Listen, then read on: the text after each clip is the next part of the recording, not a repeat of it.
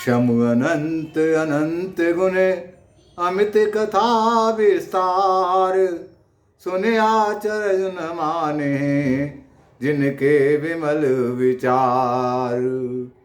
अति विचित्र रघुपति चरित, जानहि परम सुजान, जे मति मंद विमोह बस, हृदय धरय कछुआन। सियावर राम जय जय राम।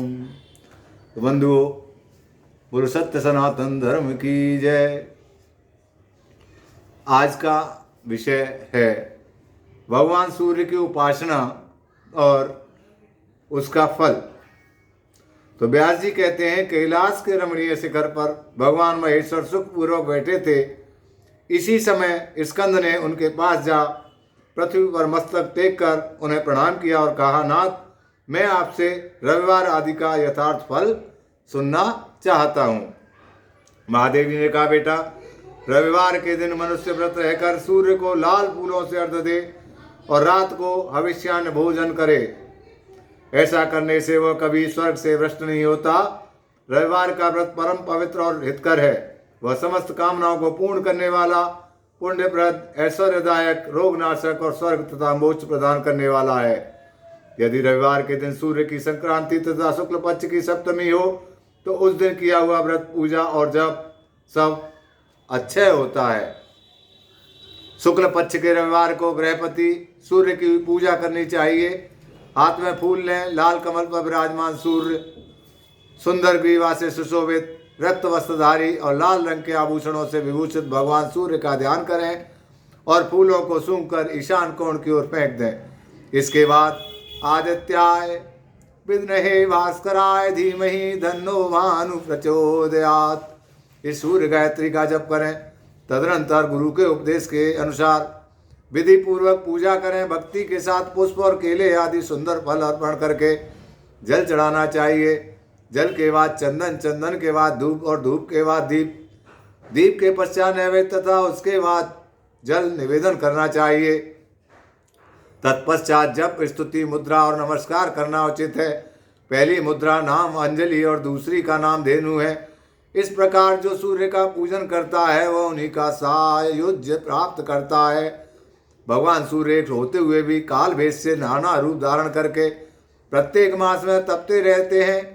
एक ही सूर्य 12 रूपों में प्रकट होते हैं। मार्गशीर्ष में मित्र, पौष में सनातन विष्णु, माघ में वरुण और फागुन में सूर्य, चैत्र में भानु और वैशाख में तापन, ज्येष्ठ में इंद्र, आषाढ़ में रवि और श्रावण में गर्भस्थी, भाद्रपद में यम, आश्विन में हिरण्यरेता और कार्तिक में दिवाकर तपते हैं। इस प्रकार 12 महीनों में भगवान सूर्य 12 नामों से पुकारे जाते हैं। इनका रूप अत्यंत विशाल, महान, तेजस्वी और प्रलयकालीन अग्नि के समान दैदीप्यमान है। जो इस प्रसंग का नित्य पाठ करता है उसके शरीर में पाप नहीं रहता। उसे रोग, दरिद्रता और अपमान का कष्ट भी कभी नहीं उठाना पड़ता।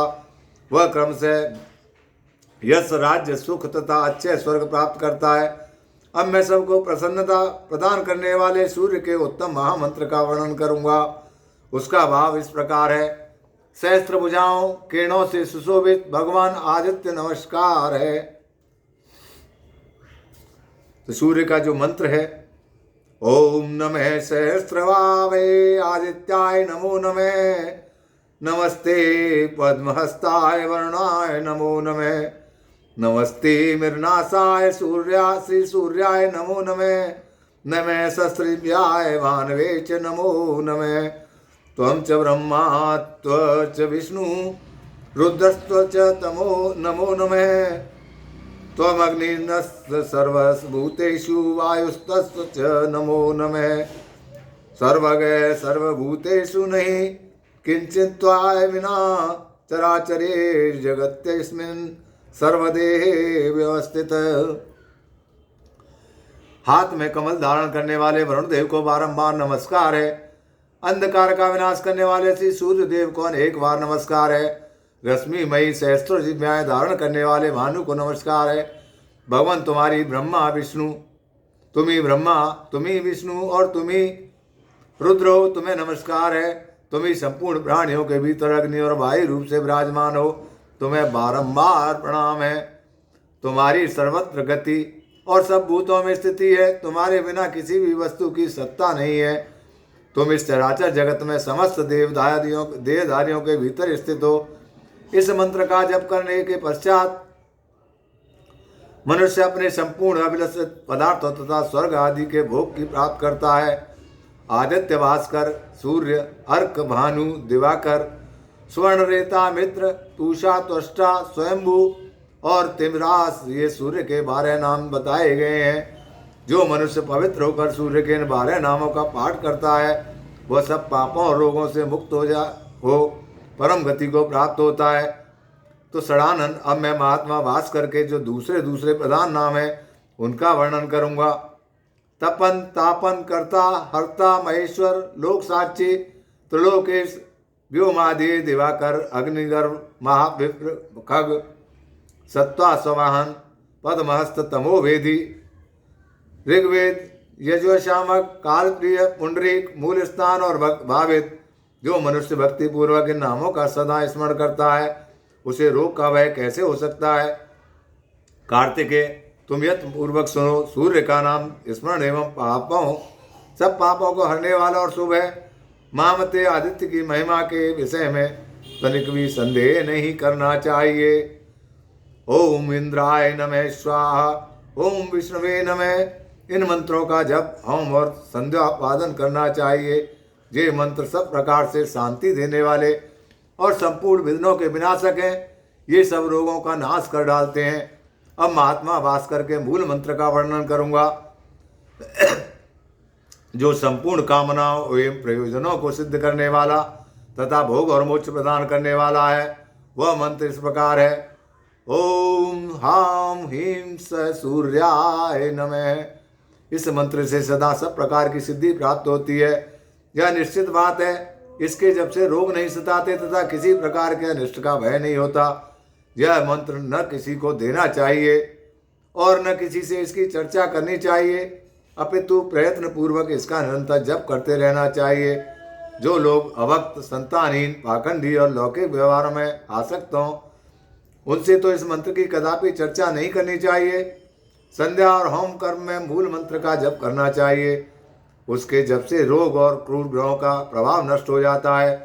बस दूसरे अनेकों शास्त्रों और बहुतेरे विस्तृत मंत्रों की क्या आवश्यकता है। इस मूल मंत्र का जप ही सब प्रकार की शांति तथा संपूर्ण मनोरथों की सिद्धि करने वाला है। देवता और ब्राह्मणों की निंदा करने वाले नास्तिक पुरुष को इसका उपदेश नहीं देना चाहिए। जो प्रतिदिन 1 या 2 या 3 समय भगवान सूर्य के समीप इसका पाठ करता है उसे अभीष्ट फल की प्राप्ति होती है। पुत्र की कामना वाले को पुत्र, कन्या चाहने वाले को कन्या, विद्या की अभिलाषा रखने वाले को विद्या और धनार्थी को धन मिलता है। जो शुद्ध आचार विचार से युक्त हो, संयम तथा भक्ति पूर्वक इस प्रसंग का श्रवण करता है वह सब पापों से मुक्त हो सूर्य लोक को जाता है। सूर्य देवता के व्रत के दिन तथा अन्य व्रत, अनुष्ठान, यज्ञ, पुण्य स्थान और तीर्थों में जो इसका पाठ करता है उसे कोटि गुना फल मिलता है।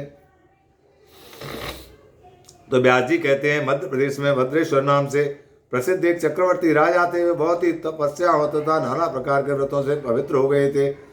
प्रतिदिन देवता, ब्राह्मण, अतिथि और गुरुजनों का पूजन करते थे। उनका बर्ताव न्याय के अनुकूल होता था।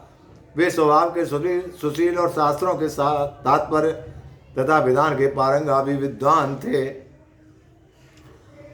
सदा सद्भाव पूर्वक प्रजाजनों का पालन करते थे। एक समय की बात है, उनके बाएं हाथ में श्वेत कुष्ठ हो गया। वैद्यों ने बहुत कुछ उपचार किया किंतु उससे कोढ़ का चिन्ह और भी स्पष्ट दिखाई देने लगा। तब राजा ने प्रधान ब्राह्मण और मंत्रियों को बुलाकर कहा, विप्रगण, मेरे हाथ में एक ऐसा पाप का चिन्ह प्रकट हो गया है जो लोक में निंदित होने के कारण मेरे लिए दुस्सह हो रहा है। अतः मैं किसी महान पुण्य क्षेत्र में जाकर अपने शरीर का परित्याग करना चाहता हूँ। तो ब्राह्मण बोले, महाराज, आप धर्मशील और बुद्धिमान हैं। यदि आप अपने राज्य का परित्याग कर देंगे तो सारी प्रजा नष्ट हो जाएगी, इसलिए आपको ऐसी बात नहीं कहनी चाहिए। प्रभु, हम लोग इस रोग को दबाने का उपाय जानते हैं। वह एक है कि आप यत्न पूर्वक महान देवता भगवान सूर्य की आराधना कीजिए। राजा ने पूछा, वे प्रभु, किस उपाय से मैं भगवान भास्कर को संतुष्ट कर सकूंगा? ब्राह्मण बोले, राजन, आप अपने राज्य में ही रहकर सूर्य देव की उपासना कीजिए। ऐसा करने से आप भयंकर पाप से मुक्त और स्वयं और मोक्ष प्राप्त कर सकेंगे। यह सुनकर सम्राट ने इन श्रेष्ठ ब्राह्मणों को प्रणाम किया और सूर्य की उत्तम आराधना प्राप्त की।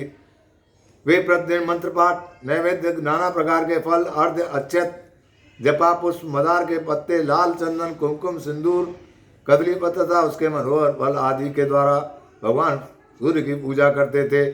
राजा गूलर के पात्र में अर्घ सजाकर सदा सूर्य देवता को निवेदन किया करते थे। अर्घ देते समय वे मंत्री और पुरोहितों के साथ सदा सूर्य के सामने खड़े रहते थे।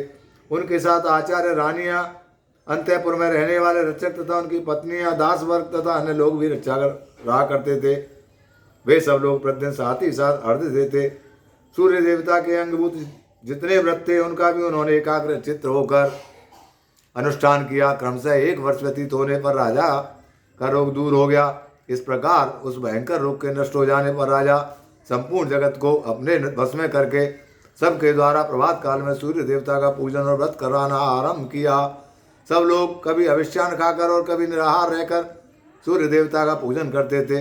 इस प्रकार ब्राह्मण, क्षत्रिय और वैश्य इन 3 वर्गों के द्वारा पूजित होकर भगवान सूर्य बहुत संतुष्ट हुए और कृपा पूर्वक राजा के पास आकर बोले, राजन, तुम्हारे मन में जिस वस्तु की इच्छा हो उसे वरदान के रूप में मांग लो। सेवकों और पुरवासियों सहित तुम सब लोगों का हित करने में के लिए मैं उपस्थित हूँ। तो राजा ने कहा, सबको नेत्र प्रदान करने वाले भगवान, यदि आप मुझे अभीष्ट वरदान देना चाहते हैं तो ऐसी कृपा कीजिए कि हम सब लोग आपके पास रहकर ही सुखी हों। सूर्य बोले, राजन, तुम्हारे मंत्री, पुरोहित, ब्राह्मण, स्त्रियां तथा अन्य परिवार के लोग सभी शुद्ध होकर कल पर्यंत मेरे रमणीय धाम में निवास करें। तो व्यास जी कहते हैं, ये कहकर संसार को नेत्र प्रदान करने वाले भगवान सूर्य वहीं अंतर्ध्यान हो गए। तदनंतर राजा भद्रेश्वर अपने पूर्ववासियों सहित दिव्य लोक में आनंद का अनुभव करने लगे। वहाँ जो कीड़े मकोड़े आदि से वे भी अपने पुत्र के आदि के साथ प्रसन्नता पूर्वक स्वर्ग को सिधारे। इसी प्रकार राजा, ब्राह्मण, कठोर व्रतों का पालन करने वाले मुनि तथा क्षत्रिय आदि अन्य वर्ण सूर्य देवता के धाम में चले गए। जो मनुष्य पवित्रता पूर्वक इस प्रसंग का पाठ कराता है उसके सब पापों का नाश हो जाता है तथा वह रुद्र की भांति सूर्य पृथ्वी पर वियोजित होता है। जो मानव संयम पूर्वक इसका श्रवण करता है उसे अभीष्ट फल की प्राप्ति होती है। इस अत्यंत गोपनीय रहस्य का भगवान सूर्य ने यमराज को उपदेश दिया था। भूमंडल पर तो व्यास के द्वारा ही इसका प्रचार हुआ। ब्रह्मा जी कहते, नारद, इस तरह नाना प्रकार के धर्मों का वर्णन सुनकर भगवान व्यास साम्य प्रास में चले गए। तुम भी इस तत्व को श्रद्धापूर्वक जानकर सुख से विचरो और समयापूर्वक भगवान विष्णु के सुयश का सानंद गान करते रहो। साथ ही जगत को धर्म का उपदेश देते हुए जगत गुरु भगवान को प्रसन्न करो।